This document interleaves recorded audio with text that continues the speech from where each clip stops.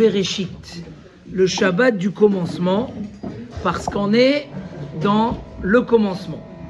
C'est marqué dans les Sfarim que chaque bonne chose, si elle est commencée au début, elle a des chances de réussir. Quelqu'un qui va semer du blé en retard, ce ne sera pas la bonne période, il n'aura pas le résultat. Celui qui sème tout de suite, quand c'est prêt, alors c'est pour la réussite. Donc on verra à travers ce shiur un petit peu la faute de Adam Arishon, la faute de la lune et la faute de la terre. Il y a eu 3 fautes au début de l'histoire et ils ont un message à nous faire passer. Ça, c'est avant l'histoire de Caïn et Hevel. La question est la suivante. Est-ce que on sort des Yamim Noraïm? Adam Arishon, est-ce qu'il y avait pour lui un plan B? Et la question, c'est est-ce que dans chaque situation, est-ce qu'il y a un plan B? On ne peut pas dire chaque situation, mais surtout quand on parle de nos efforts, de notre avodat Hashem, et on va rencontrer les mêmes difficultés qu'on a eues. Et la question, c'est est-ce qu'il y a un plan B à chaque chose? J'ai parlé avec quelqu'un à Simchat Torah, et sur certaines choses, il m'a dit que vraiment il est de bonne volonté, mais c'est impossible. Il tente, il essaye, il fait des efforts, et il retombe dans la même situation. Donc pour lui, il n'y a pas de possibilité. Comme je suis, je serai. Et la question, c'est comment passer du plan A au plan B. Alors, avant de parler un petit peu de la Lune, et qu'est-ce qui s'est passé avec la Lune, on va peut-être parler de Adam Arishon. Adam Arishon, il a été acquitté ou il n'a pas été acquitté? À Rosh Hashanah, quand on commence notre nouvelle année, on a dit Yatsa Bedimos. Yatsa Bedimos, Adam Arishon a été acquitté.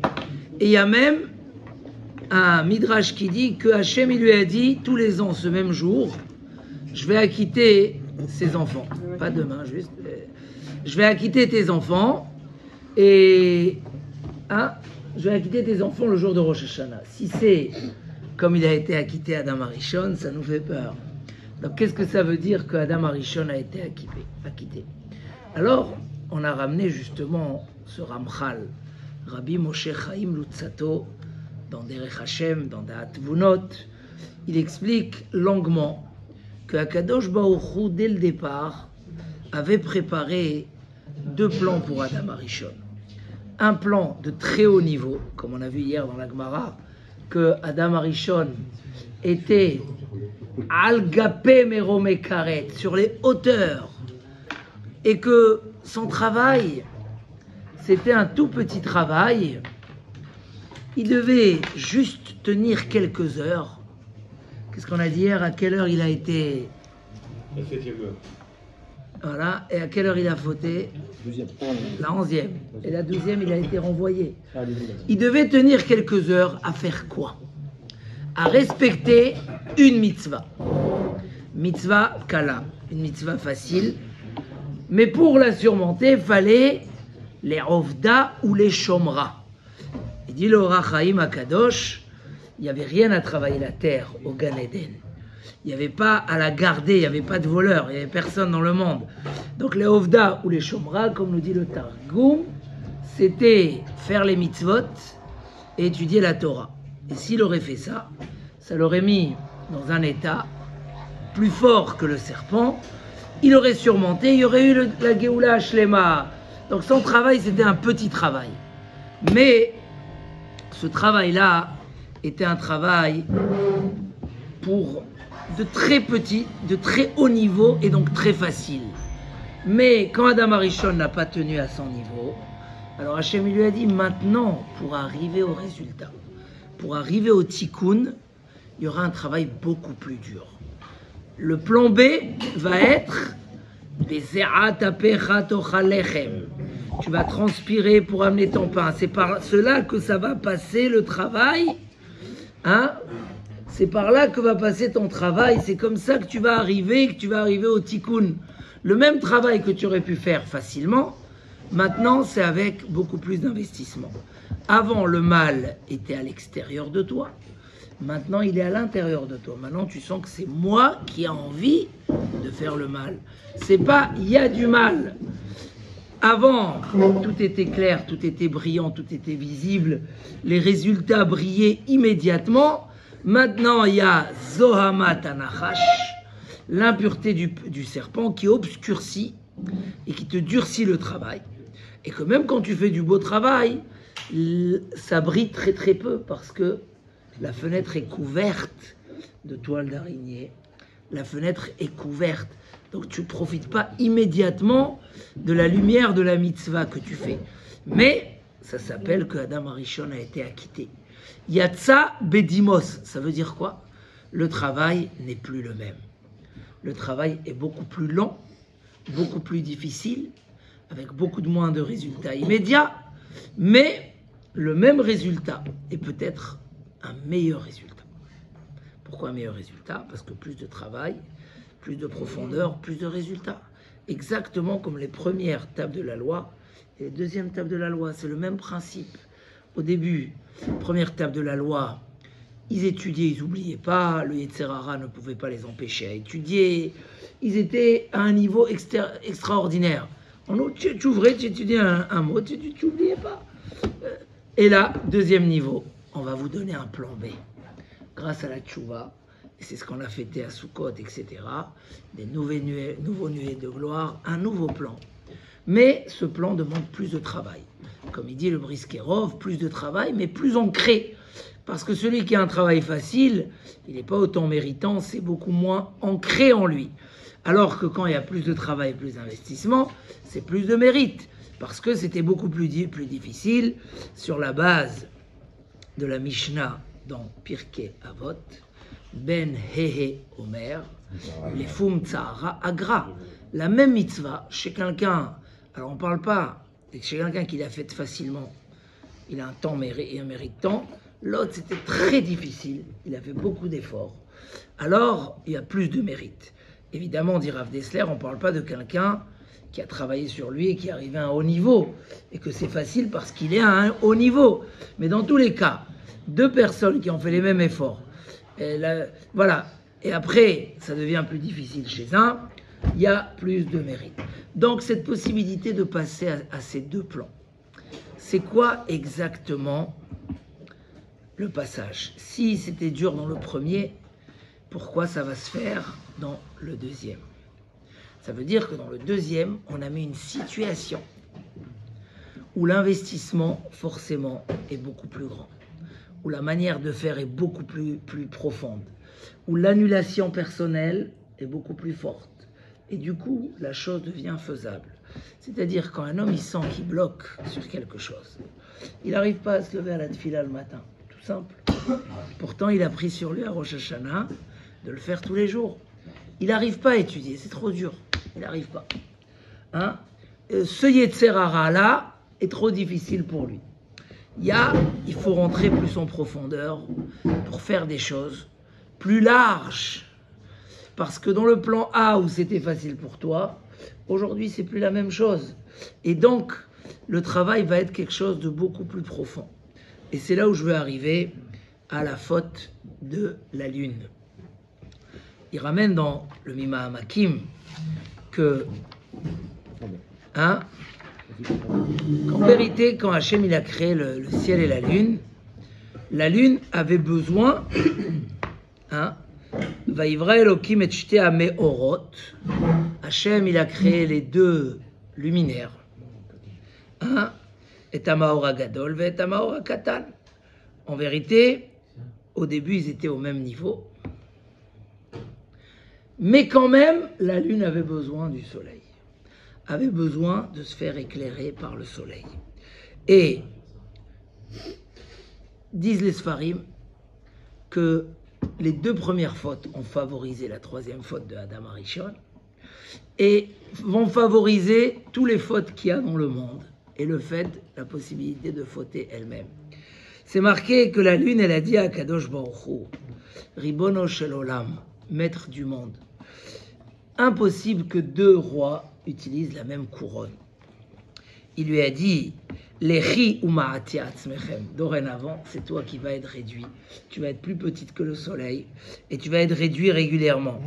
Amar à Kadosh Baruch Hu, il dit à Kadosh Baruch Hu, amenez sur moi une kapara, tous les Rosh Chodesh, sur le fait que j'ai réduit la lune. Qu'est-ce que ça veut dire d'amener une kapara sur Akadosh Baruch Hu?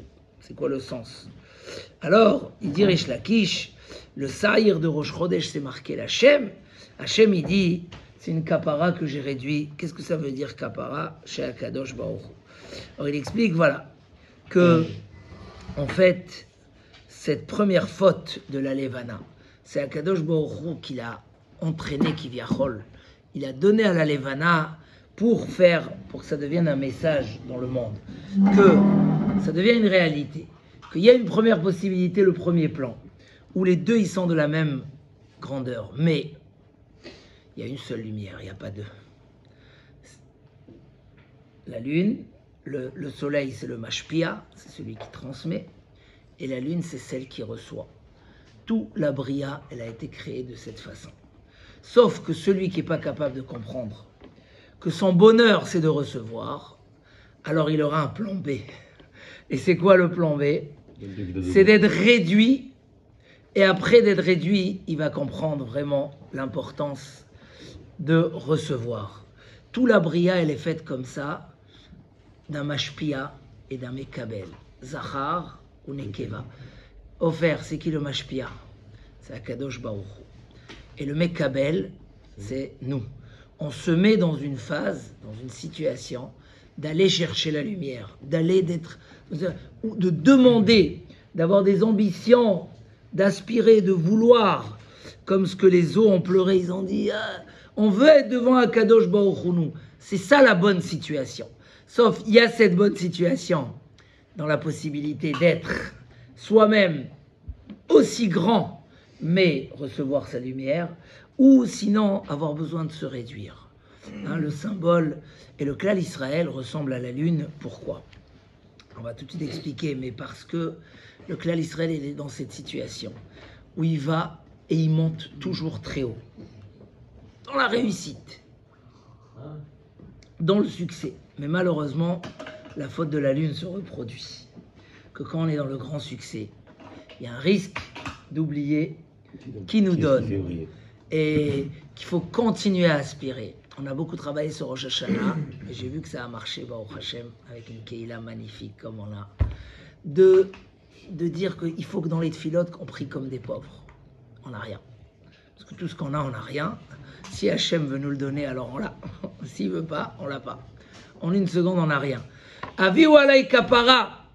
Akadosh Baruch Hu dit, votre travail, c'est de compléter et de faire en sorte de comprendre que je ne vous ai pas réduit pour vous réduire, mais que vous n'ayez pas besoin d'être réduit. Parce que j'ai créé dans le monde le manque et le libre arbitre. J'ai réduit pour laisser la place du libre arbitre. Et c'est en réparant et en faisant le bon choix, la bonne bechira, que c'est comme ça que je serai content, que j'ai plus besoin de vous réduire. Le Ham Israël est dans une situation, il ressemble à la lune parce qu'il se met toujours en face de Mekabel d'Akadosh Baruch Hu. C'est magnifique. Je suis Mekabel, mon bonheur c'est d'être le Mekabel. Parce que si je veux moi être moi-même la source de la lumière, hop, ça recommence à descendre, Chas Shalom. Et notre histoire est remplie de ça. Dès que ça monte et on oublie ça, et on rentre dans la gava, et on se met plus bibrinat mekabel, ça recommence à se réduire. Pour ça, la levana, c'est un symbole au klal Israël, chez gam hem atidim, les tradesh kemota.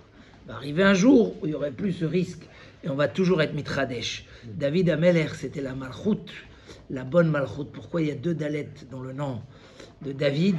Ça vient du mot dal, le pauvre qui est toujours David Melech Israël. Pourquoi c'est le symbole de la lune? parce qu'il était dans la royauté. Et le roi, c'est celui qui est mashpia. Et le risque de ne plus se mettre comme un Mekabel qui reçoit sa lumière de la lune, c'est un très grand risque. Et David Amelech a su, malgré la royauté, malgré qu'il était dans un niveau de mashpia, d'être toujours bibrinat Mekabel. Tout le temps en priant à Kadosh Baruch Hu. Kalut Filot David Ben Ishai, tous le souhait, Nirsefa Vegam Kalta Nafshi Lechatzrot Hashem. Je suis toujours dans le rêve, j'aspire d'être dans les maisons d'Hashem. Tov Ki Tov Yom Bachatzerecha Me Aleph. Je préfère un jour dans les cours d'Akadosh Baruch Hu plus que 1000. En revanche, le soleil, il ne faut pas qu'on soit trop lent, comme ça on puisse. Le soleil, il dit le Maharal, on l'araméen, ça s'appelle Kharsa, qui veut dire le rouge. Le rouge, c'est la couleur influenceur. C'est l'influenceur. Le symbole du soleil, c'est celui qui chauffe, c'est celui qui cuit, c'est celui qui éclaire. Et on a l'impression que c'est le bon symbole dans le monde. Mais, comme ça il dit, mais celui qui se met en état de soleil, il n'a plus rien à être Mekabel. Et ça, c'est le Esav. Esav, Amalek. Pourquoi Amalek est destiné à être Timchet Zecher Amalek? Parce que celui qui veut se mettre au niveau du soleil, celui qui croit qu'il est que Mashpia et qu'il n'a bien rien besoin de recevoir, c'est la destruction complète. Celui qui croit que c'est sa force qui lui a donné. Cette force-là, cette faute-là, on l'a retrouvée aussi chez la terre. La terre, Hachem, il lui a dit, tu fais des arbres fruitiers, où l'arbre aussi, il est fruitier lui-même. Tu savais ça ou pas? Aetzperi, que l'arbre aussi soit fruitier. Et l'arbre n'a pas écouté, la terre n'a pas écouté, elle a fait Aetz Oseperi, un arbre qui fait des fruits. Pourquoi? De la même raison. Si je deviens un arbre de fruits, ils vont me manger à moi aussi. Et moi, je ne veux pas qu'on me mange à moi. Donc l'arbre, il a perdu toute cette splendeur d'être fruitier, avec l'odeur, le goût, parce que justement, il a pensé que ça va le réduire. Donc il n'a pas accepté de se soumettre à... Et ça a entraîné la faute de Adam Arishon aussi. Que quand le serpent, il leur a dit, mais vous aussi, vous pourrez être... C'est quoi, Vi'item Kelokim? Vous serez comme Akadosh Baruch Hu. Ça veut dire quoi? Que vous n'aurez plus besoin.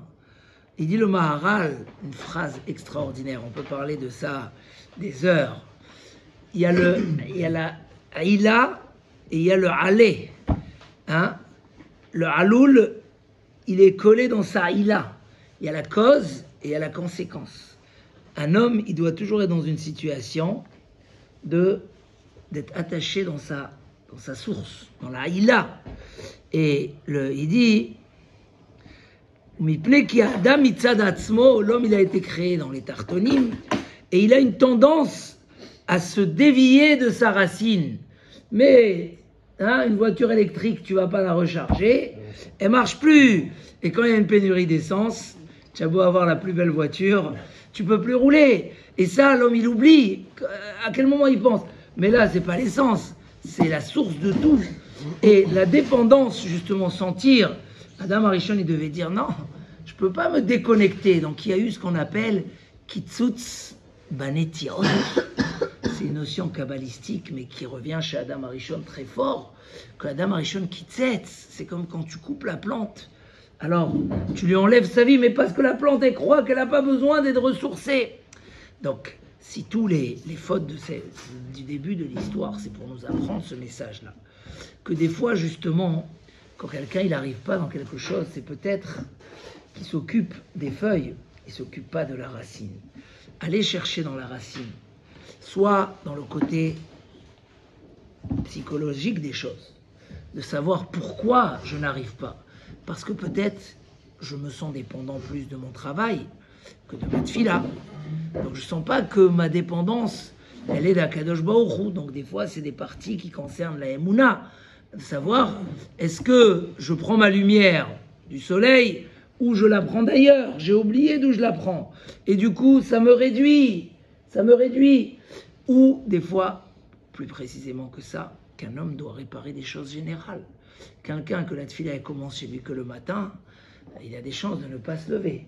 Pourquoi? Parce que la tefila elle commence pas le matin, elle commence le soir. Comment il dit le Ve'aser Satan milfanenu ou me'acharenu, quand on va se coucher et quand on va se lever. Si tu lui dis le Chavetz Chaim, le Yetzer Hara, son Yetzer Hara, il n'est pas de ne pas te lever le matin, c'est de ne pas te laisser te coucher le soir. C'est-à-dire des fois, c'est une organisation plus générale. Un homme qui ne sait pas quand il va étudier, il dit quand j'ai le temps. Il ne peut pas, il y a 1000 choses qui lui tombent sur la tête.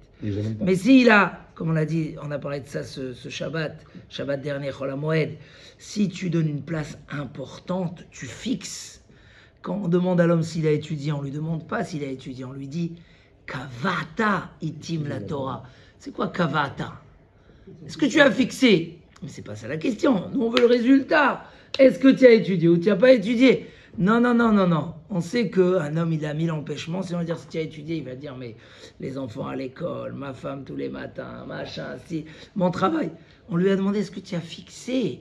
Si d'avance, tu avais donné une place importante. Quand un homme, il dit j'ai un Yetzer Hara que j'arrive pas à combattre. Ce Yetzer Hara là, il est plus fort que moi, je peux pas. Oui, quand tu veux comme ça, en dernière minute, amener les armes, ça marche pas. Par exemple, si vous avez entendu l'histoire de l'attentat qu'il a failli avoir avec le même terroriste qu'ils ont cherché pendant 10 jours, qu'ils n'ont pas réussi à trouver, qui a tué la jeune soldate, Zechona Livracha, ils l'ont cherché, il est revenu, et il a commencé à faire la même chose, venir dans les passages là-bas qu'on passe, toujours quand on va en Israël, on traverse, quand on va... il vient, mais là, à Mina Shama, il y a quelqu'un qui est passé, qui l'a vu, et qui les a prévenus. Donc ils se sont préparés. Quand il est arrivé, Mamash, même du parterre, il a continué à tirer, c'est incroyable. Mais quoi? Ils étaient prêts. Ça veut dire, quand tu dis, tu veux tout réussir, faire tous tes mitzvot par un coup de tête, ça marche pas. Ça demande une organisation, ça demande que tu t'assoies et que tu dis, voilà, j'ai ce Yetzer Hara là, peut-être parce que j'ai pas de satisfaction ailleurs. Alors il faut que j'étudie du moussard sur ce sujet, je me prépare. La grande épreuve, si tu as dégonflé le ballon bien, finalement, il n'y a rien. Mais il faut le dégonfler. Un homme qui a une épreuve sur quelque chose, il dit le Rav Israël Salanter, il faut étudier du moussard sur cette chose-là. Il faut étudier la halachot de cette chose-là. Tu apprends, tu étudies, c'est plus ta pensée qui décide, c'est ton cœur qui parle. C'est beaucoup plus fort. Tu n'es pas venu avec des petits pistolets, tu es venu avec des tanks. Automatiquement, la guerre est différente. Donc si on prend les choses, c'est ça le plan B. C'est Hachem, il dit à Adam Arishon, comme ça, facilement, on t'a donné un travail facile, on t'a dit il faut faire, tu l'as pris à la légère, tu n'es pas parti étudier, comme ça il dit le Rachaim. Il n'a pas fait le Lerouvda ou les Shomra. Hier on a cité le Harizal, il s'est précipité d'aller vers sa femme, il n'a pas attendu Shabbat Kodesh, il n'a pas pris les choses bien. Donc ça n'a pas marché le plan facile. Donc si le plan facile ne marche pas, on prend le plan plus profond. Alors tu vas transpirer, tu vas travailler. Tout de suite, Adam Arishon, il a commencé le travail. Quand Hachem, il lui a dit, tu vas manger les herbes comme les animaux. Oh, il a commencé à pleurer. Il a dit, il va, non, Hachem, s'il te plaît, pas comme les animaux. Ani vachamori. C'est un très beau midrash. Vachalta et esev asade, au début, c'est marqué. Tu vas manger des herbes. Il a dit quoi? Ani vachamori nochal be'avu sechad. Moi et mon âne, on va manger dans la même chose. C'est-à-dire que tu m'as fait descendre tellement bas. Non, s'il te plaît. Hachem il a dit, tu as demandé de ne pas descendre plus bas, tu commences à prendre les choses en main. Alors très bien. Non, toi tu vas manger du pain. Voilà, donc c'est un grand message dans la vie, Bezrat Hachem. Shabbat Bereshit. Je vais un peu plus lent, mais il a encore 2-3 minutes. Enfin, Shabbat Bereshit. Pourquoi ça s'appelle Shabbat Bereshit? Parce que c'est le commencement.